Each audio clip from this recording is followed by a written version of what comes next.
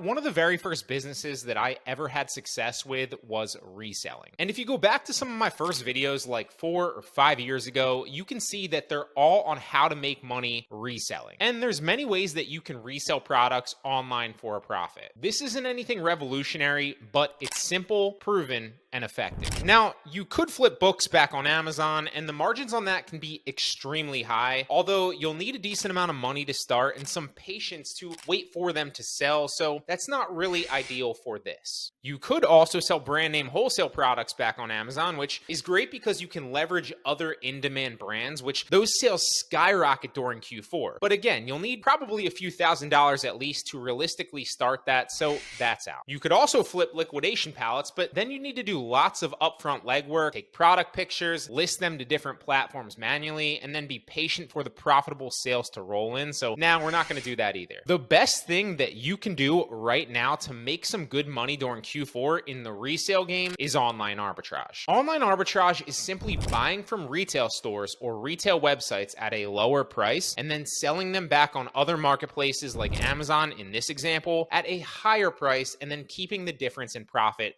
for yourself. Online arbitrage is great because practically anybody can start and anybody can make money pretty quickly. There's plenty of products and brands that you can sell even as a beginner, and you don't need a lot of money to get started. And since Q4 demand is so high, there's lots of opportunity to profit right now if you know the right places to look. Plus, I've never really been a big proponent of spending hours and hours going to stores in person to scan and look for products. Even though that can work, in my opinion, it takes way too much time and way too much effort, especially when you can do the same exact thing from home with software. So the first thing that you need to do is find good profitable products. There's many ways to find profitable products, but perhaps the best way is to use software that compares Amazon's catalog of millions of products against other similar products all across the internet on hundreds of other websites. The software that I recommend for this is called SourceMogul. It is a game changer of a software and has been instrumental in helping me scale both my online arbitrage and my dropshipping business. I've been recommending it for years, and I honestly can't say enough good things about it. I'll make sure to put a link to a free trial of SourceMogul in the description that I set up with them if you want to try it out for yourself. SourceMogul lets you search through hundreds of websites to find products that are selling for less on those sites than they are on Amazon. Then, once the software spits those products out, you'll want to make sure of a few things. First and foremost, you want to make sure that you're able to sell it before you buy it, and this will obviously depend on the age and sales history of your Amazon seller account, as well as if you're gated for that brand and that category as well. You just want to take the product identifier on Amazon, like the ASIN for example, into the back end of your Seller Central to see if you're able to sell it by clicking sell new or not. And secondly, you'll want to make sure that it is still indeed profitable after Amazon fees are deducted. A simple way to check this is by using the free Amazon profit calculator that they give you in Seller Central. All you have to do is put the price on Amazon in the calculator in one spot and put the price on the supplier's website in the other spot, and then choose whether you'll be fulfilling it yourself, FBM, which is fulfilled by merchant, or using Amazon FBA or Amazon fulfillment. I always recommend using FBA, especially for beginners. Not only will it protect your seller account because the shipping and fulfillment metrics will fall on Amazon,